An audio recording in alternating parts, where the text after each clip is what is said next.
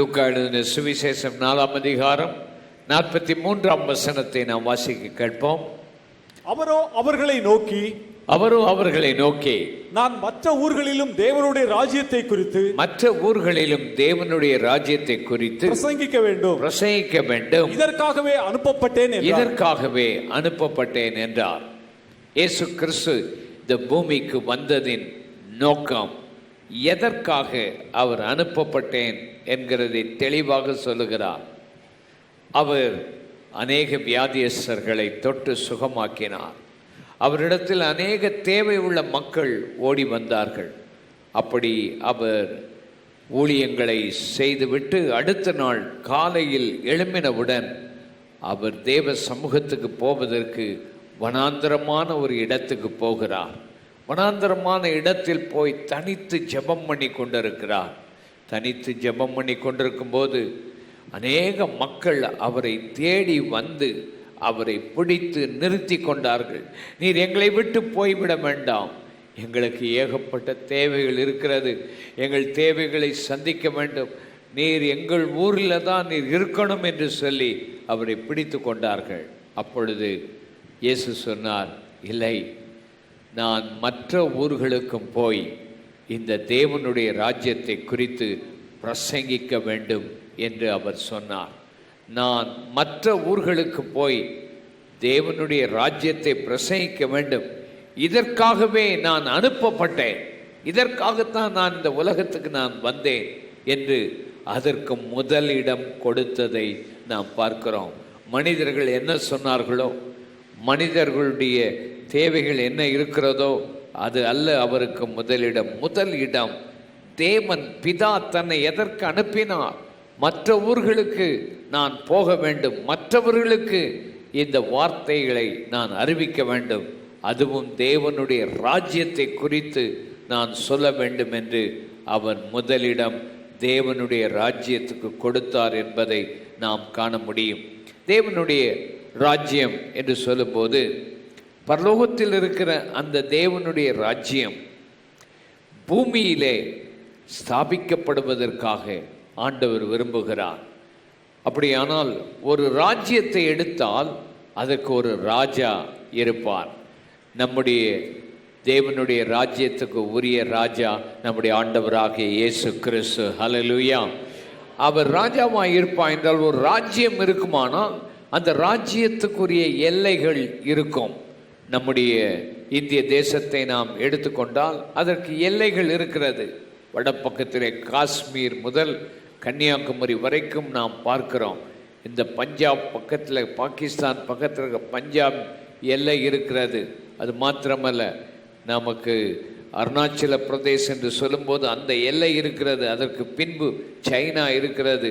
இப்படி எல்லைகள் நமக்கு இருக்கிறது. இதுதான் இந்தியாவின் எல்லை என்று சொல்லுகிறதை பார்க்கிறோம்.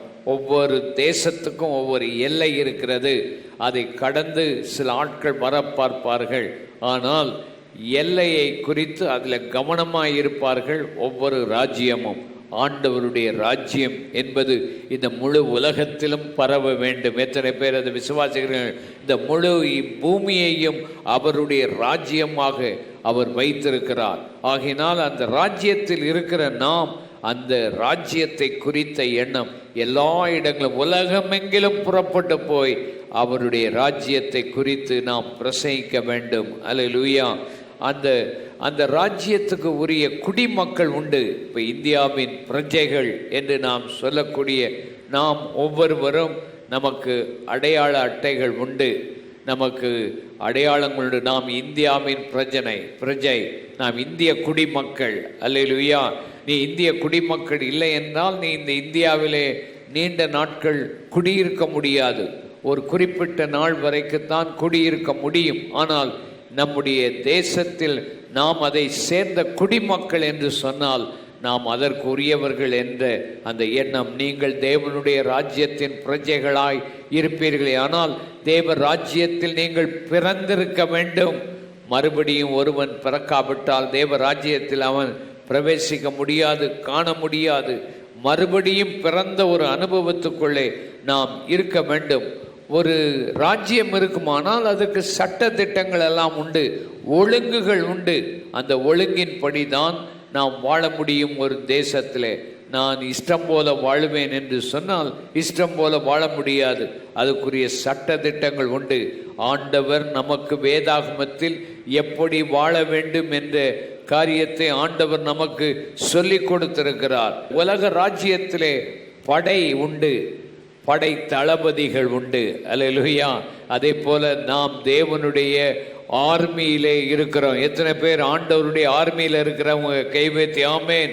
நாம் ஆண்டவருடைய ஆர்மியை சேர்ந்தவர்கள், படை தளபதிகள்.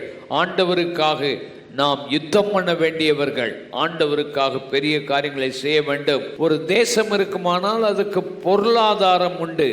அந்த பொருளாதாரத்தின் கொள்கைகள் வைத்திருப்பார்கள். நம்முடைய தேசத்தில் பொருளாதாரம் இப்போ கொஞ்சம் குறைஞ்சி இருக்குதுன்னு சொல்கிறாங்க. ஏன்னா திடீரென்று இந்த பணக்குறைவுகள், பற்றாக்குறைகள் இருக்கிறது. அந்த பொருட்கள் கொஞ்சம் மக்களுக்கு கிடைக்காமல் இருக்கிறது, பணம் இல்லாமல் இருக்கிறது. ஆனால் ஆண்டவருடைய ராஜ்யத்தை குறித்து சொல்லும்போது, நீ முதலாவது தேவனுடைய ராஜ்யத்தையும் அவருடைய நீதியையும் தேடினால் இவைகள் எல்லாம் உனக்கு கூட கொடுக்கப்படும். அல்லேலூயா. நீ ஒன்றுக்கும் கவலைப்படாதே. கை வைத்து கர்த்தரை ஸ்தோத்திரம் பண்ணு. ஒன்றுக்கும் நீ கவலைப்பட வேண்டாம். எல்லாரும் கைகளை அசைத்து, ஆண்டவரே நான் ஒன்றுக்கும் கவலைப்படக்கூடாது. காட்டு புஷ்பங்களை உடுத்து வைக்கிற தேவன் உன்னை நிச்சயமாய் உடுத்து வைப்பார். ஆமேன். ஆகாயத்து பட்சிகளை போஷிக்கிற தேவன், தேவனுடைய ராஜ்யத்தை நீ தேடும்போது உன்னுடைய வாழ்க்கையில் பொருளாதார ஆசீர்வாதத்துக்கு குறைவே இருக்காது. எத்தனை பேர் அதை விசுவாசிக்கிறீங்க? ஆண்டவர் உங்களை ஆசீர்வதிப்பார். அவருடைய ராஜ்யத்தை தேடும்போது நீ கவலைப்பட தேவையில்லை. ஆண்டவர் அவர் தம்முடைய ராஜ்யத்தில் உன்னை கொண்டு வந்து உன்னை ஆசீர்வதிக்கிற தெய்வம். உனக்கு ஒரு குறைவும் இல்லை. கர்த்தர் என் மேய்ப்பராய் இருக்கிறார், நான் தாழ்ச்சி அடையேன். ஹல்லேலூயா. அவர் என்னை புல்லுள்ள இடங்களில் மேய்த்து அமர்ந்த தண்ணீரண்டை என்னை கொண்டு போய் நடத்துகிறார். ஆண்டவர் என்னை நடத்துகிற தெய்வம். எல்லாரும் ரெண்டு கை வைத்து, கர்த்தர் என்னை நடத்துவார். உனக்கு உலகத்தில் பஞ்சம் வரலாம், பட்டினி வரலாம், பலவிதமான போராட்டங்கள் வரலாம். நீ தேவனுடைய ராஜ்யத்தில் கொள்கையில் நீ இருப்பாயானால் கர்த்தர் உனக்கு ஒரு குறைவையும் வைக்க மாட்டார். கர்த்தர் உன்னை நடத்துவார், உன்னை ஆசீர்வதிப்பார், உன்னை மேன்மைப்படுத்துவார், உன்னை கனப்படுத்துவார். உன்னுடைய காரியங்களிலே ஆண்டவர் தீவிரமாய் இருப்பார். உன்னுடைய பிரச்சனைகள், போராட்டங்கள் இவைகள் மத்தியிலையும் தேவனுடைய ராஜ்யத்தை நீ தேடும்போது கர்த்தர் உன்னை வாளாக்காமல் தலையாக்குவார். நீ கீழாகாமல் நீ மேலாவாய். நீ அநேக ஜாதிகளுக்கு கடன் கொடுப்பாய். நீ கடன் வாங்காமல் இருக்க முடியும். கர்த்தரை நீ விசுவாசித்து அவர் அண்டை நீ வாழும்போது கர்த்தர் உனக்கு அந்த கிருபைகளை தருகிறார். ஆமேன். ஆண்டவர் நீ இப்படித்தான் வாழ வேண்டும் என்ற கலாச்சாரத்தை ஆண்டவர் வச்சிருக்கிறார். மத்தேயு 5:22 வாசிங்க. என்ன கலாச்சாரத்தை அவர் சொல்றார் பாருங்க.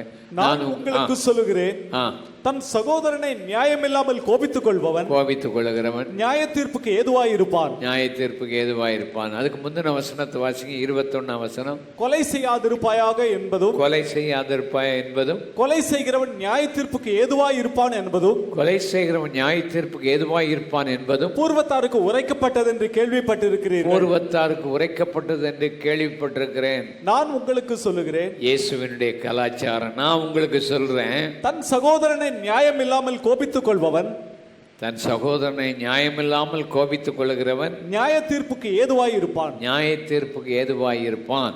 தன் சகோதரனை வீணென்று சொல்லுகிறவன், தன் சகோதரனை வீணென்று சொல்லுகிறவன் ஆலோசனை சங்க தீர்ப்புக்கு ஏதுவாய் இருப்பான். ஆலோசனை சங்கத்துக்கு ஏதுவாய் இருப்பான். மூடனே என்று சொல்லுகிறவன், மூடனே என்று சொல்லுகிறவன் எரி நரகத்துக்கு ஏதுவாய் இருப்பான். எரி நரகத்துக்கு ஏதுவாய் இருப்பான்.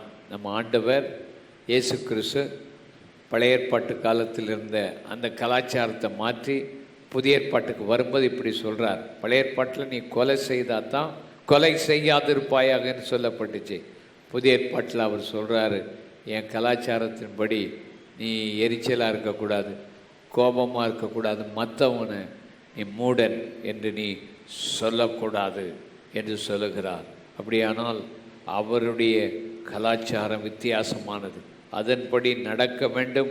ஆண்டவர் மாற்றி அமைக்கிற ஒரு தேவன். சரி, லூக்காவின் சுவிசேஷம் 4ஆம் அதிகாரம் 42ஆம் வசனத்தை வாசிக்கும் போது அவர் என்ன செய்கிறார்? வாசியுங்கள் 42ஆம் வசனத்தை. உதயமான போது அவர் புறப்பட்டு வனாந்தரமான ஒரு இடத்திற்கு போனார். வனாந்தரமான ஒரு இடத்துக்கு போய் திரளான ஜனங்கள் அவரை தேடி அவரிடத்து வந்து தங்களை விட்டு போகாதபடி அவர் என்ன செய்தார்கள்? நிறுத்தி கொண்டார்கள்.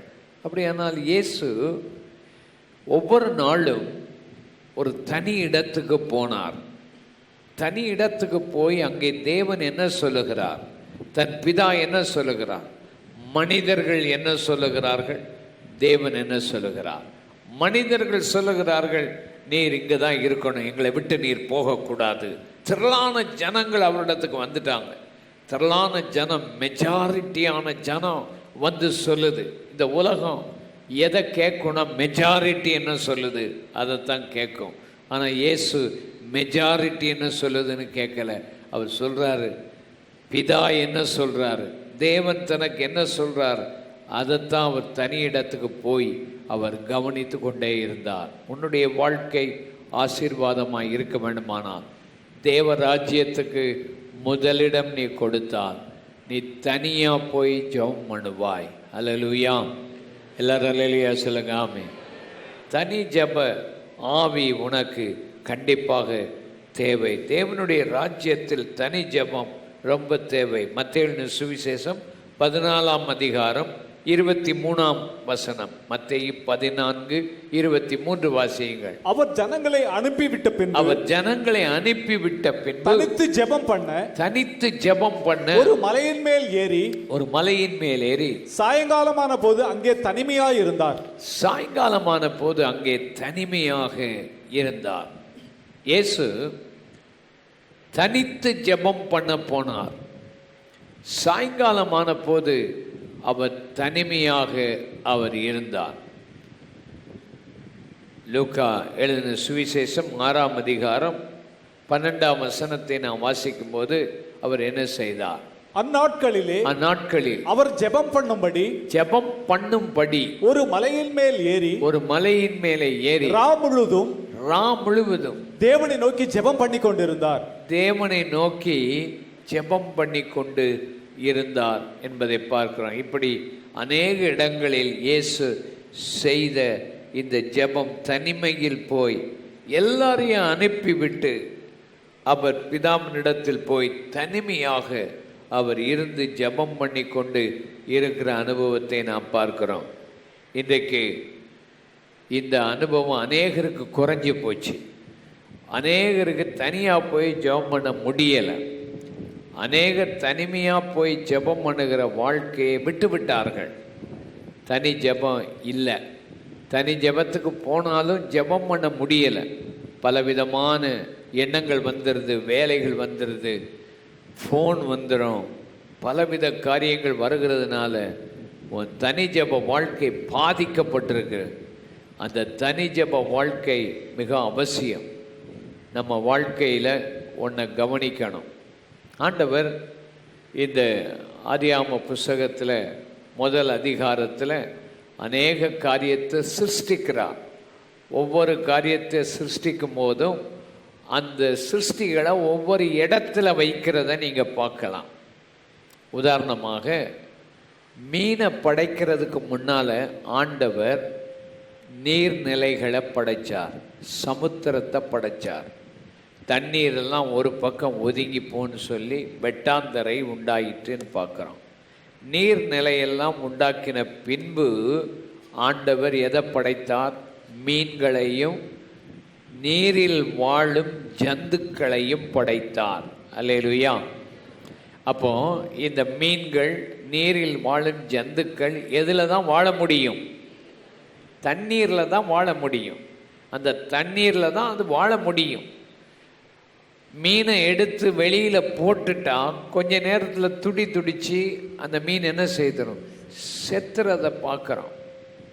சரி, நிலத்தை நீங்கள் எடுத்துக்கிட்டிங்கன்னா, நிலம் உண்டாக்கின பின்பு அதில் என்னத்தை உண்டாக்கினார் ஆண்டவர்? செடி கொடிகளை உண்டாக்கினார், மரங்களை உண்டாக்கினார் என்று பார்க்கிறோம்.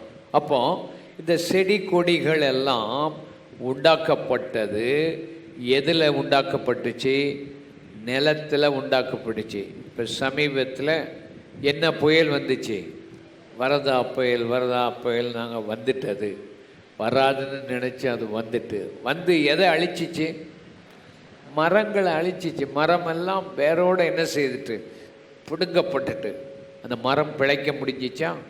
இல்லை, அவ்வளவும் காய்ந்து போயிட்டு. மரம் அந்த நிலத்தை விட்டுட்டு பிடுங்கப்பட்டுட்டுனா மரம் காஞ்சி போயிடுது. மரம் பிழைக்க வேண்டுமானால் அந்த நிலத்தில் தான் அது இருக்கணும்.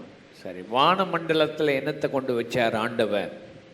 நட்சத்திரங்களை வச்சார். அதை விட்டு அந்த நட்சத்திரம் விலகி கீழே விழுந்துச்சுன்னா அது மற்றது அது பிழைக்காது, அது கீழே விழுந்து உருகி போய் அழிஞ்சு போயிடும். சரி, ஒவ்வொன்றையும் படைக்கும்போது ஒவ்வொன்றும் ஒவ்வொரு இடத்துல இருந்தால் தான் பிழைக்கும். அல்லேலூயா. மனுஷனை படைச்சு எங்கே கொண்டு வச்சார் சொல்லுங்கள்? மனுஷனை படைச்சு எங்கே வச்சார்? ஏதேன் தோட்டத்தில் கொண்டு வச்சார். ஏதேன் தோட்டம் என்று சொன்னால் அந்த ஏதேன் தோட்டம் மகிழ்ச்சியான ஒரு இடம். ஏன் அது மகிழ்ச்சியான ஒரு இடம்? தேவ பிரசன்னம் இருக்கிற ஒரு இடம். ஏன் மனுஷனுக்கும் மற்றவங்களுக்கும் உள்ள வித்தியாசம்? மனுஷன் தேவனுடைய சாயலின்படி உண்டாக்கப்பட்டவன். அல்லேலூயா சொல்லுங்க. அல்லேலூயா. 2 கைகளை உயர்த்தி, ஆண்டவரே, நாங்கள் உம்முடைய சாயலின்படி உண்டாக்கப்பட்டவர்கள். உங்க ஆவி எங்களுக்குள்ள இருக்குது. நீர் ஆவியாய் இருக்கிறீர். நாங்கள் பிழைக்கணும், நாங்கள் சந்தோஷமா இருக்கணும்னா, நாங்கள் வறட்சி அடையாமல் இருக்கணும்னா உங்கள் ஆவியோடு எங்கள் ஆவி தொடர்பு கொண்டாதான், அந்த பிரசன்னம் இருந்தாதான் எங்கள் வாழ்க்கையில் நாங்கள் பிழைக்க முடியும், நாங்கள் சந்தோஷமாக இருக்க முடியும். கைகளை தட்டி நல்ல கர்த்தரை துதிப்போம். ஹல்லேலூயா. அந்த பிரசன்னம் இருக்கிற இடத்துல நீங்கள் இருக்கணும். வாசிங்கள் ஏசாயா தீர்க்கதரிசியின் புத்தகம் 51ஆம் அதிகாரம் 3ஆம் வசனத்தை வாசிங்க. ஏசாயா 51:3. கர்த்தர் சீயோனுக்கு ஆறுதல் செய்வார். கர்த்தர் சீயோனுக்கு ஆறுதல் செய்வார். அவர் அதன் பாழான ஸ்தலங்களை எல்லாம் தேறுதல் அடைய செய்து அதன் வனாந்தரத்தை ஏதேனை போலவும் அதன் அவாந்தர வெளியை கர்த்தரின் தோட்டத்தை போலவும் ஆக்குவார். கர்த்தரின் தோட்டத்தை போல அதை ஆக்குவார். சந்தோஷமும் மகிழ்ச்சியும் துதியின் கீத சத்தமும் அதில் உண்டாயிருக்கும். சத்தமும் அதிலே உண்டாயிருக்கும். என்னெல்லாம் உண்டாயிருக்கும் என்று போட்டுக்கிறார். எல்லாரும் சொல்லுங்க. சந்தோஷம். முதல்ல என்ன உண்டாயிருக்கும்? சந்தோஷம். 2வது மகிழ்ச்சி. 3வது துதி. 4வது கீத சத்தம் அங்க உண்டாயிருக்கும். அதான் ஏதேன் என்று சொல்லப்படுகிற இடம். அந்த இடத்துல ஆண்டவர் வந்து உலாவி அங்க இருக்கிறதுனால அந்த இடம் மகிழ்ச்சியான ஒரு இடமா இருக்கும். உன் வாழ்க்கையில் கவலையோடு இருக்கிறியா? பாரத்தோடு இருக்கிறியா? மன அழுத்தத்தோடு இருக்கிறியா? உயிரற்ற நிலையில் நீ இருக்கிறியா? உன் ஆவி ஆண்டவர் உன்னை படைச்சதே அவரோட கூட வாழத்தான், அவரோடு கூட இணைஞ்சிருக்கிறதுக்கு தான் ஆண்டவர் படைச்சிருக்கிறார். நீ உலகத்தோடு ஒட்டி இருக்கும்போது ஆண்டவருக்கு நீ நேரம் கொடுக்காம, ஆண்டவருடைய சமூகத்தில் நீ இருக்கிறதுக்கு நேரம் கொடுக்காம, ஒவ்வொரு நாளும் நீ உன் வாழ்க்கையில் உன் வேலையே நீ செய்து கொண்டு, சமையலையே செய்து கொண்டு, உன் வாழ்க்கையில் பலவிதமான வார்த்தைகளை பேசிக்கொண்டு தேவ சமூகத்துக்கு போகாமல் தனியிடம் சென்று நீ ஜெபம் பண்ணாமல் இருப்பாயானால் ஆண்டவர் உன் வாழ்க்கையில் இல்லாவிட்டால், எப்படி மரம் நிலத்தில் இல்லாமல் போய்விட்டால் அது செத்து விடுகிறதோ, எப்படி ஒரு மீன் தண்ணீருக்குள் இல்லாவிட்டால் அது வாழ முடியவில்லையோ, உன் வாழ்க்கையில் நீ வாழ வேண்டுமானால், உன் வாழ்க்கையில் தேவன் உன்னோடு பேசுகிற அந்த நேரங்கள் உன் வாழ்க்கையில் இருந்தால் தான் இந்த உலகத்தில் நீ நிம்மதியாக வாழ முடியும். மத்தேயு சுவிசேஷம் 11ஆம் அதிகாரம் 12ஆம் வசனத்தை நான் வாசிப்போம். மத்தேயு 11:12. யோவான் ஸ்நானன் காலம் முதல் இதுவரைக்கும் பரலோக ராஜ்யம் பலவந்தம் பண்ணப்படுகிறது. பலவந்தம் பண்ணுகிறவர்கள் அதை பிடித்துக் கொள்ளுகிறார்கள். யோவான் ஸ்நானன் காலம் முதல் இதுவரைக்கும் பரலோக ராஜ்யம் என்ன செய்யப்படுகிறது? பலவந்தம் பண்ணப்படுகிறது. பலவந்தம் பண்ணுகிறவர்கள் அதை பிடித்து கொள்ளுகிறார்கள். தேவனுடைய ராஜ்யம் யோவான் ஸ்நானகன் காலம் முதல் பலவந்தம் பண்ணப்படுகிறது. பலவந்தம் அப்படின்னா வயலண்ட், போராட்டம். போராட்டம் பண்ணி அதை பிடிச்சு கொள்ளணும் அப்படின்னு இருக்குது. பழைய ஏற்பாட்டு காலத்தில் இஸ்ரவேலுக்கு விரோதமாக அநேகம் பேர் யுத்தத்துக்கு வந்தாங்க. பெலிஸ்தர்கள் வந்தாங்க. பல மக்கள் அம்மோனியர் வந்தார்கள். கானான் தேசத்துக்கு போனால் 7 ஜாதிகள் அவங்களுக்கு விரோதமாக போராடினாங்க. பல விதத்தில் அநேக போராட்டங்கள் அவங்களுக்கு இருந்துச்சு. பழைய ஏற்பாட்டு காலத்தில் அந்த ஜாதிகளெல்லாம் ஆண்டவர் அழிக்க சொன்னார். அமலேக் என்னும் ஒரு கூட்டம் இஸ்ரவேலுக்கு விரோதமாக வந்துச்சு. அவங்களெல்லாம் ஆண்டவர் அழிக்க சொன்னதை நம்ம பார்க்குறோம். அவங்கள எப்படி அழிக்கணும் அப்படின்னு ஆண்டவர் சொன்னார். பாருங்க, 1 சாமுவேலின் புஸ்தகம் 15ஆம் அதிகாரம் 3ஆம் வசனம். 1 சாமுவேல் 15:3. இப்போதும் நீ போய் அமலேக்கை என்ன செய்? மடங்கடித்து அவனுக்கு உண்டான எல்லாவற்றையும் சங்கரித்து அவன் மேல் இரக்கம் வைக்காமல் புருஷரையும் வாசிங்க, புருஷரையும் ஸ்திரீகளையும் பிள்ளைகளையும் குழந்தைகளையும் மாடுகளையும் ஒட்டகங்களையும் கழுதைகளையும் கொண்டு போட கடவாய் என்கிறார் என்று சொல்லு என்று நாம் பார்க்கிறோம். இவங்களை நீங்கள் மடங்கடிச்சு ஒரு ஆளை கூட அங்கே வைக்கக்கூடாது, முறியடிச்சிடணும் அப்படின்னு ஆண்டவர் சொல்கிறார். பழைய ஏற்பாட்டு காலத்தில் ஆயுதங்களை எடுத்துகிட்டு போய் அவங்களோட யுத்தம் பண்ணுங்க. தேவனுடைய ராஜ்யத்துக்கு வரும்போது, தேவனுடைய ராஜ்யத்தை வரும்போது பழைய ஏற்பாட்டு காலத்தில் பூமிக்குரிய ஆசீர்வாதம், பூமிக்குரிய மனுஷர்களோடு கூட உள்ள யுத்தங்களை தான் சொல்லியிருக்கிறது. யோவான் ஸ்நானகன் காலத்துக்கு பின்பு ஒரு புதிய யுகத்தை ஆண்டவர் உண்டாக்கி இருக்கிறார். அது தேவனுடைய ராஜ்யம். கைகளை வைத்து கர்த்தரை துதிப்போம். அது பூமிக்குரிய ராஜ்யம் அல்ல, அது தேவ ராஜ்யம். கைகளை தட்டி நல்ல கர்த்தரை துதிப்போம். அந்த தேவ ராஜ்யத்தினுடைய கொள்கை வேற. பழைய ஏற்பாட்டு காலத்தின் வாழ்க்கை வேற. தாவீதுக்கு மாத்திரம் 8 மனைவியாம். புதிய ஏற்பாட்டு காலம் வேற. ஒரே மனைவியோட சாகும் வரைக்கும் வாழணும். அல்லேலூயா சொல்லுங்க, அல்லேலூயா. அவள் பில்லி சூனியக்காரியாக இருந்தாலும் அவளோட தான் வாழணும். உனக்கு அவள் வெடி வச்சாலும் பரவாயில்ல. உன் புருஷன் உன்னை பல விதத்தில் உன்னை வேதனைப்படுத்தினாலும் சரி, அவனோட தான் வாழணும். அல்லேலூயா சொல்லுங்க, அல்லேலூயா.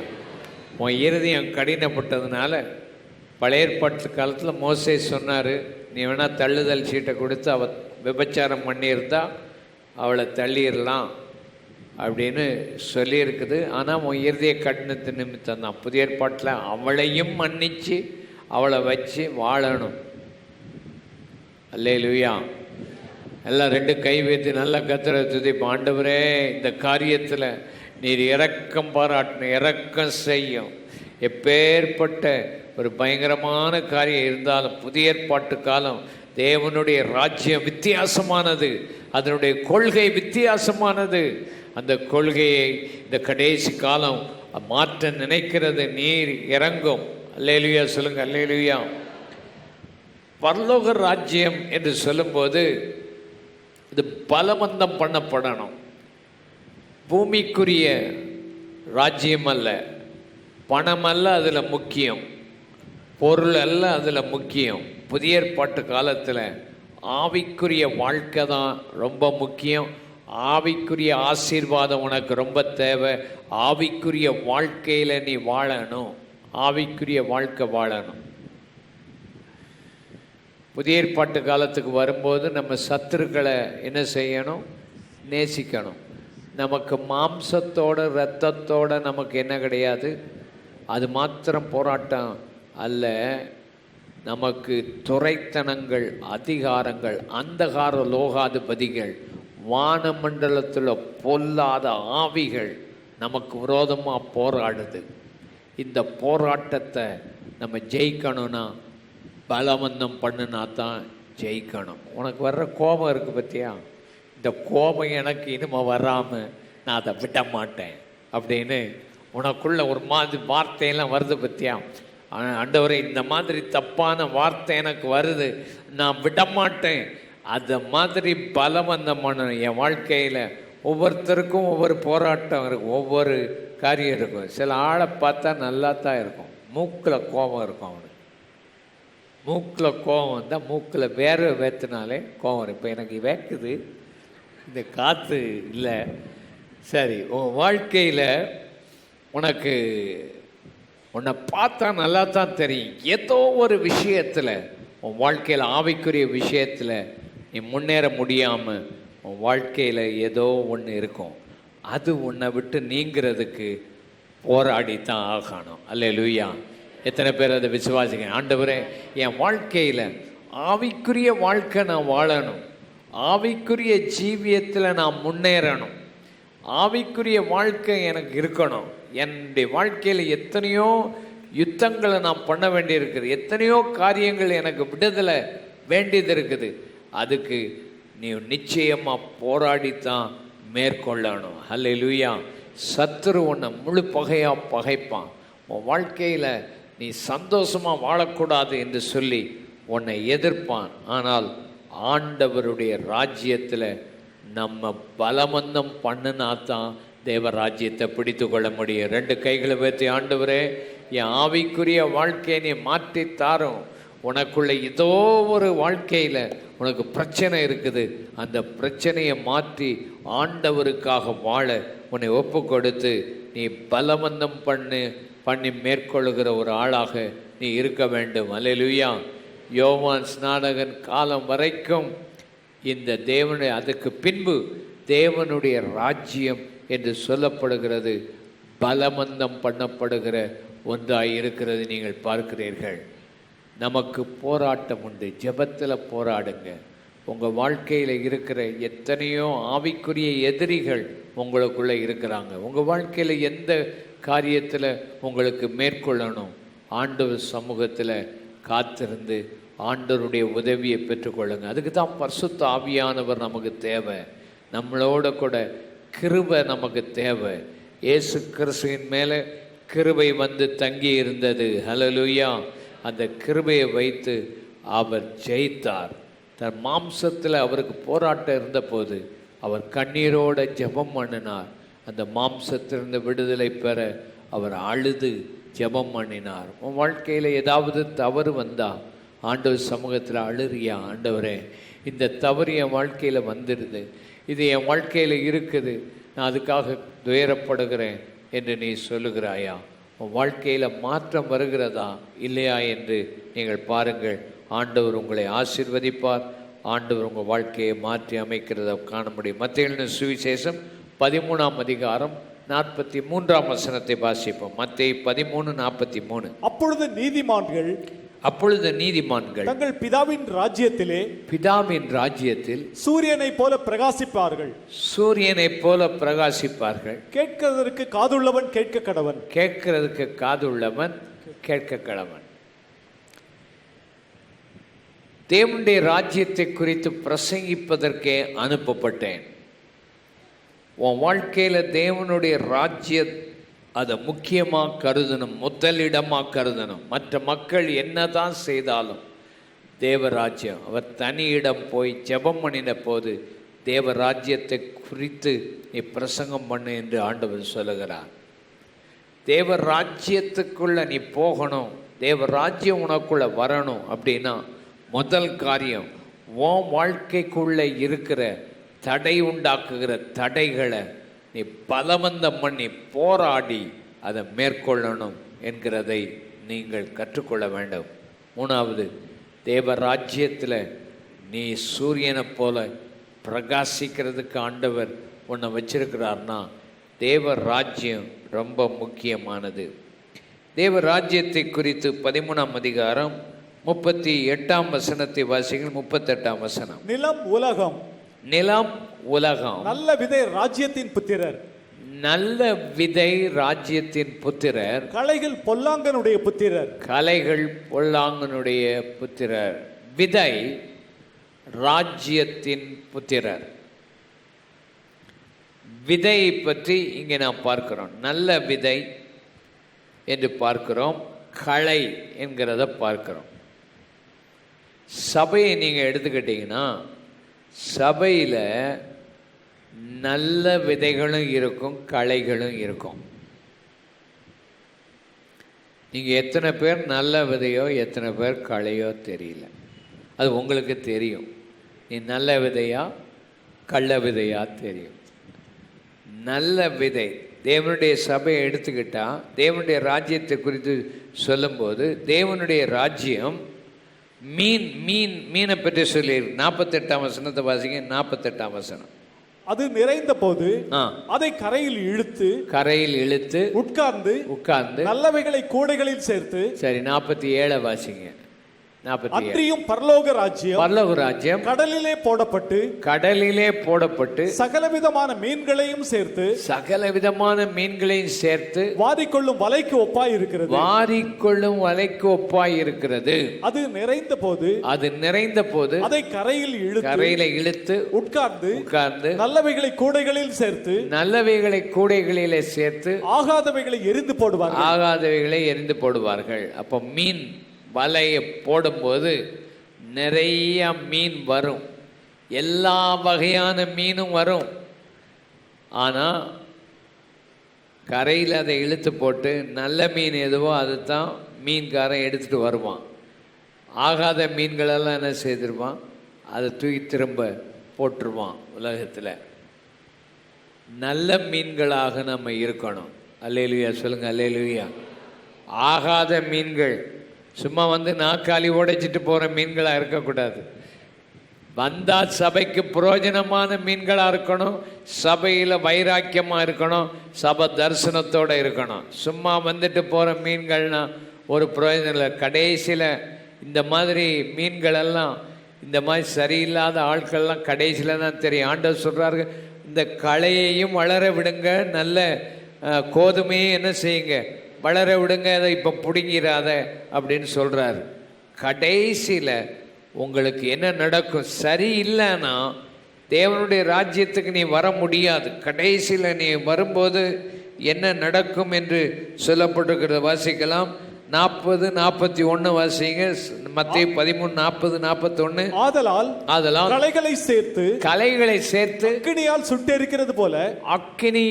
சுட்டெரிக்கிறது போல இவ்வுலகத்தின் முடிவில் நடக்கும். மனுஷகுமாரன் தம்முடைய தூதர்களை அனுப்புவார். அவர்கள் அவருடைய ராஜ்யத்தில் இருக்கிற சகல இடரல்களையும் அக்கிரமங்களை செய்கிறவர்களை சேர்த்து அவர்களை அக்கினி சூளையிலே அவர்களை அக்கினி சூளையில என்ன செய்வாங்க? போடுவார்கள். அங்கே அழுகையும் பற்கடிப்பும் கண்டிப்பா உண்டாயிருக்கும். இதை இயேசு நரகத்தை பற்றி அதிகமாக பிரசங்கம் பண்ணியிருக்காரு. இயேசு எதை பற்றி அதிகமாக பிரசங்கம் பண்ணியிருக்காரு? நரகத்தை பற்றி அதிகமாக பிரசங்கம் பண்ணியிருக்காரு. இன்னைக்கு அநேக பேர் நரகத்தை பற்றி பிரசங்கம் பண்ண மாட்டான். நரகத்தை பற்றி பிரசங்கம் பண்ண மாட்டான். நரகம்னு ஒன்று இருக்குது, அக்கினி சூளையில் கண்டிப்பாக போடுவாங்க. இந்த அதிகாரத்தில் திரும்பவும் வருது பாருங்க. 49-50 வாசிப்பாங்க. 49-50.